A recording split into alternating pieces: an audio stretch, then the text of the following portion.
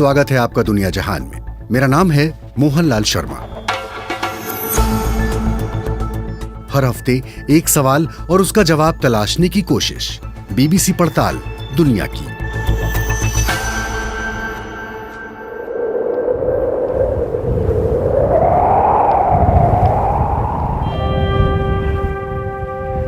भारत को इस साल गर्मी के मौसम ने एक तरह से झुलसा दिया। गर्मी के पिछले सारे रिकॉर्ड टूटते नजर आए। We are in Delhi in the middle of a severe heat wave that has gripped the city and many other parts of the country. मई में कई जगह तापमान 47 डिग्री सेल्सियस तक जा पहुंचा। जंगलों में आग लगने की घटनाएं सामने आईं। गेहूं की फसल को भी नुकसान हुआ। रिकॉर्ड तोड़ गर्मी के लिए ग्लोबल वार्मिंग को जिम्मेदार ठहराया गया। तो इस हफ्ते दुनिया जहान में पड़ताल इसी सवाल की कि क्या भारत में गर्मी की वजह से रहना मुश्किल होता जा रहा है। इस सवाल का जवाब तलाशने के लिए हमने कुछ एक्सपर्ट से बात की। पार्ट 1, मानसून और चक्रवात।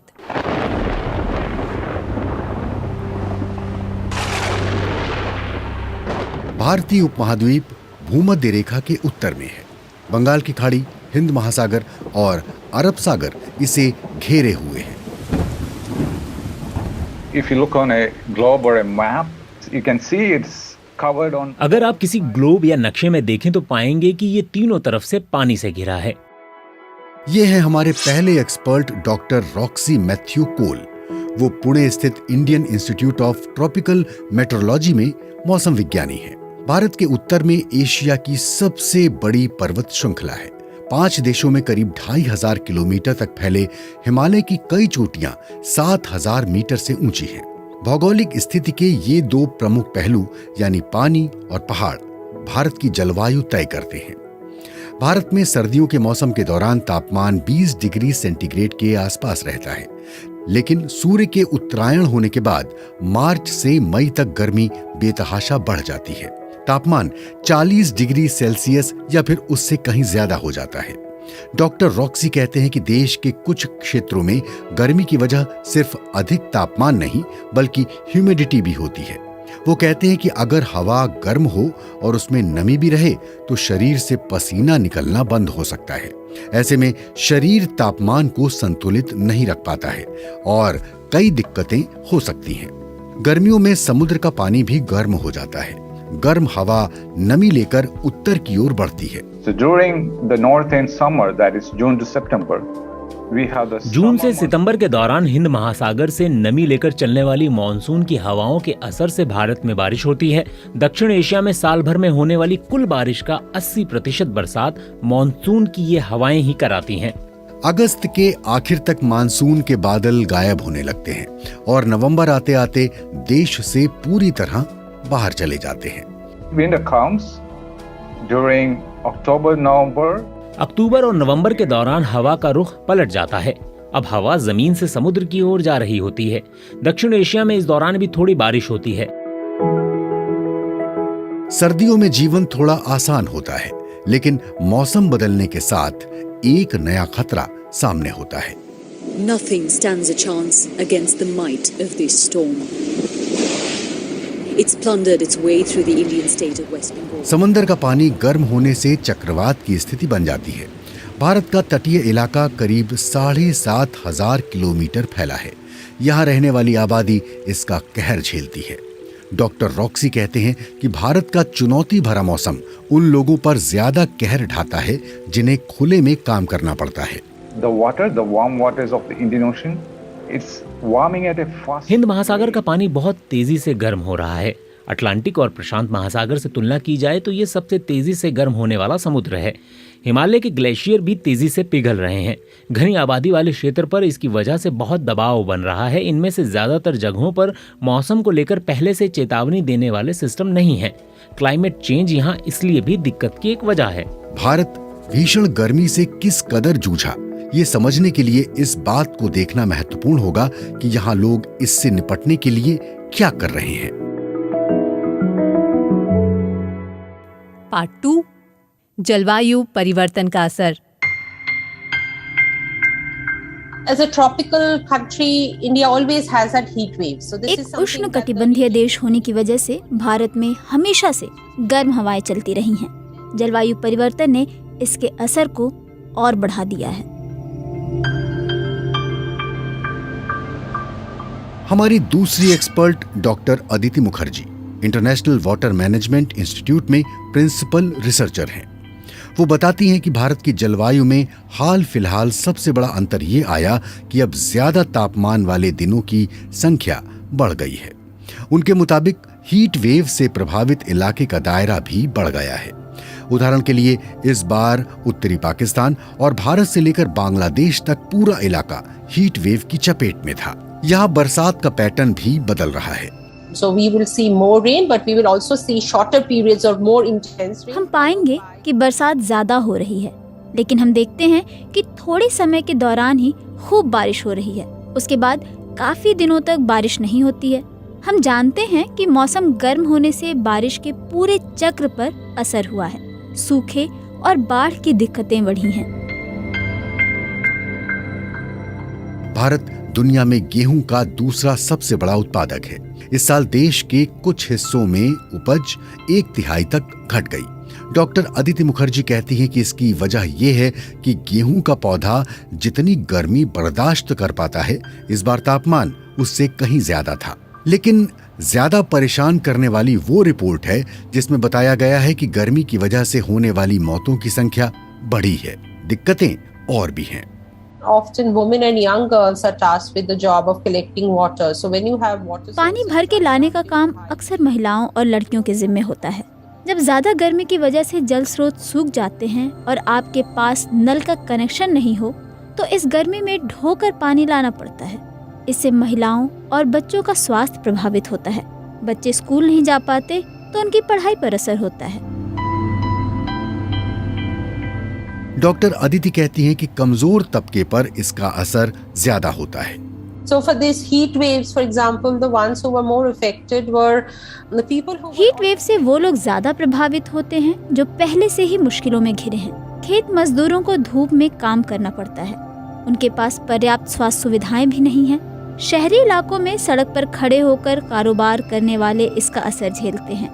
मौसम से तालमेल बिठाने के लिए उन्हें अपना काम जल्दी बंद करना होता है।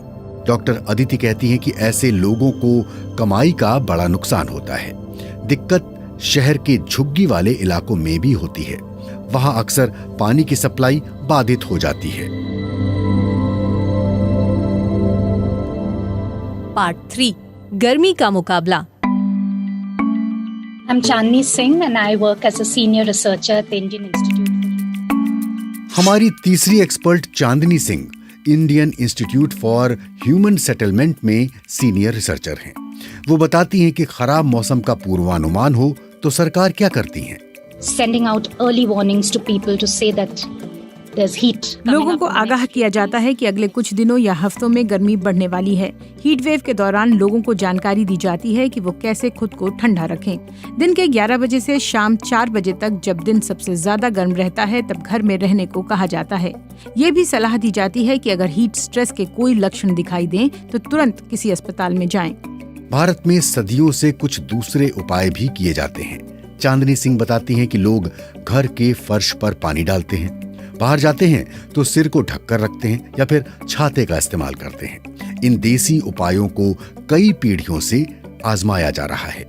चांदनी कहती हैं कि इन उपायों की भी सीमाएं हैं।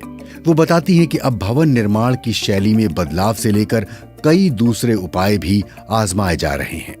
Make sure that they have better ventilation and they can keep cool. ये तय किया जाए कि हवा आने जाने की बेहतर व्यवस्था हो ताकि एयर कंडीशनर जैसे उपकरण के बिना भी भवन ठंडा रह सके। दूसरी बात प्राकृतिक उपायों को आजमाना है।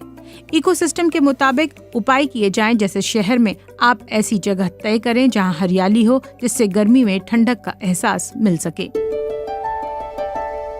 वो कहती हैं कि गरीब तबके के उन लोगों को और भी ज्यादा दिक्कतें झेलनी पड़ती हैं जो लोग खुले में काम करते हैं। The state of Kerala, for example, has a labor code that says that उदाहरण के लिए केरल राज्य में लेबर कोड है जिसके मुताबिक दोपहर के वक्त खुले में काम करने पर रोक है। ऐसी रणनीतियां मददगार तो हैं, लेकिन सुरक्षा के कुछ और उपाय भी किए जाने चाहिए। ये भी हो सकता है कि निर्माणाधीन जगहों पर काम करने वालों के लिए शेड बनाया जाए, जिससे उन्हें छाया मिल सके। उनके लिए पानी की व्यवस्था की जाए। लोगों को काम न करने की सलाह देने के बजाय ऐसे उपाय मददगार हो सकते हैं। लेकिन ये उपाय जलवायु परिवर्तन के प्रभाव को एक हद तक ही कम कर सकते हैं। Question folks keep asking me is about what's the government doing, what can it do? लोग मुझसे सवाल करते रहते हैं कि सरकार क्या कर रही है। जब बहुत ज्यादा गर्मी हो तब सरकार एक हद तक ही उपाय कर सकती है, इसलिए हमें असर कम करने को लेकर बात करनी चाहिए। जलवायु परिवर्तन वैश्विक समस्या है, लेकिन सबसे ज्यादा दिक्कतों का सामना करने वाले देशों में से एक होने के कारण भारत रास्ता दिखाने की अगुवाई कर सकता है। यहाँ कार्बन उत्सर्जन घटाने के लिए कौन कौन से उपाय किए जा रहे हैं, आगे जानेंगे। पार्ट 4 कार्बन उत्सर्जन पर कैसे लगे रोक। कार्बन उत्सर्जन कम करने की भारत की कोशिशों में कई वजहों से रुकावटें आती रही हैं। पहला कारण है कि तमाम लोगों को जरूरत के मुताबिक ऊर्जा के संसाधन उपलब्ध नहीं हैं। हमारे चौथे एक्सपर्ट नवरोज दुबाश नई दिल्ली के सेंटर फॉर पॉलिसी रिसर्च में प्रोफेसर हैं। A lot of people don't have clean cooking fuels, they have interrupted power supply, they don't have... तमाम लोगों के पास खाना बनाने के लिए ईंधन नहीं है, बिजली आती जाती रहती है, उद्योगों को भी भरोसेमंद तरीके से आपूर्ति नहीं हो पाती है। हम 20वीं सदी की समस्याओं से जूझ रहे हैं, इसलिए आप बदलाव इस तरह से नहीं करना चाहते जिससे भारत के विकास में बाधा आए और लोगों की मुश्किलें बढ़े। भारत में बिजली उत्पादन का एक बड़ा हिस्सा जीवाश्म ईंधन को जलाकर हासिल होता है। पावर इंडस्ट्री बड़े पैमाने पर रोजगार देती है। नवरोज बताते हैं कि भारतीय रेल अपनी वित्तीय जरूरतों के लिए बहुत हद तक कोयले की ढुलाई पर निर्भर है। अगर कोयले की ढुलाई बंद हो जाए तो किराया महंगा हो सकता है। वो कहते हैं कि जीवाश्म ईंधन पर आधारित अर्थव्यवस्था भारत जैसे देशों के आर्थिक और सामाजिक ताने बाने में गुथी हुई है। उसमें बदलाव तबाही का कारण बन सकता है। दूसरे उपाय आजमाना भी आसान नहीं है। If you're going to build green buildings, they often have higher upfront capital costs. अगर आप ग्रीन बिल्डिंग तैयार करने जा रहे हैं तो काफी पैसों की जरूरत होगी। अगर आप इलेक्ट्रिक वाहनों के लिए चार्जिंग स्टेशन बनाते हैं तो आपको पूरा ढांचा तैयार करना होगा।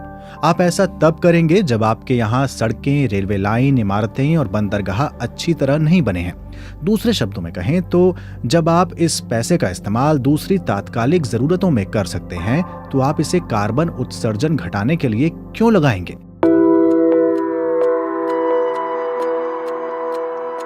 नवरोज कहते हैं कि भारत जैसे विकासशील देश वही करने पर ध्यान लगाएंगे जो पश्चिमी देशों ने किया। उन्होंने तय किया कि जीवन आसानी से चलता रहे और लोग ऐसी स्थिति में रहें जहां क्लाइमेट चेंज के असर को झेल सकें। कार्बन उत्सर्जन को लेकर जब अंतर्राष्ट्रीय स्तर पर संवाद होता है तब भी दिक्कतें दिखती हैं। Now, this is why global action has been so hard, because richer countries have said, look. यही वजह है कि वैश्विक स्तर पर कदम उठाना इतना मुश्किल है। अमीर देश कहते हैं कि देखिए, अगर भविष्य में हम अपने यहाँ उत्सर्जन घटाते हैं तो आप लोग बढ़ते रहेंगे, तो हम अकेले आगे नहीं बढ़ सकते हैं। गरीब देश कहते हैं कि आप ही हमें करके क्यों नहीं दिखाते कि ऐसा हो सकता है। अभी तक का ज्यादातर उत्सर्जन आपने ही किया है, तो उत्सर्जन घटाने की प्रक्रिया आप ही शुरू क्यों नहीं करते हैं? लेकिन शुक्र है कि इस गतिरोध के बावजूद तकनीक उम्मीद जगा रही है। We are beginning to see some glimmers of optimism, and this is because हमें उम्मीद की एक किरण दिखाई देनी शुरू हुई है। इसकी वजह यह है कि रिन्यूएबल एनर्जी की कीमत काफी कम हुई है। सोलर पैनल 80% तक सस्ते हो गए हैं। सोलर एनर्जी के लिए बैटरी स्टोरेज जरूरी है। बैटरी की कीमत भी 80% कम हुई है। पवन ऊर्जा 50% तक सस्ती हुई है। हमने देखा है कि दुनिया के कुछ हिस्सों में रिन्यूएबल एनर्जी जीवाश्म से मिलने वाली ऊर्जा से सस्ती हो गई है। अब आप अपेक्षाकृत सस्ती ऊर्जा हासिल कर सकते हैं और जलवायु परिवर्तन का असर कम करने में योगदान दे सकते हैं। ये बातें भविष्य को लेकर हैं, लेकिन भारत जलवायु से जुड़ी दिक्कत से अभी जूझ रहा है। लौटते हैं उसी सवाल पर कि क्या भारत में गर्मी की वजह से रहना मुश्किल होता जा रहा है। हमारे एक्सपर्ट बताते हैं कि भारत की भौगोलिक स्थिति ऐसी है कि यहाँ भीषण गर्मी और बारिश की दिक्कत हमेशा से रही है। क्लाइमेट चेंज ने इस स्थिति को बदतर कर दिया है। भारत में गर्मी से मुकाबले के लिए कई तरकीबें आजमाई जाती हैं, लेकिन ये उपाय स्वास्थ्य पर होने वाले असर को रोकने और जान बचाने के लिए काफी नहीं है। हीट वेव जल्दी बारिश होने की संभावना घटा देती है। इसका असर फसलों पर होता है, उत्पादन घट जाता है। हालांकि भारत के लिए ये दिक्कतें कोई अजूबा नहीं है। तापमान बढ़ने की वजह से दुनिया भर में करोड़ों लोग खतरे की जद में हैं। लेकिन इस संकट से मुकाबला करना सिर्फ एक देश नहीं, बल्कि पूरी दुनिया की जिम्मेदारी है।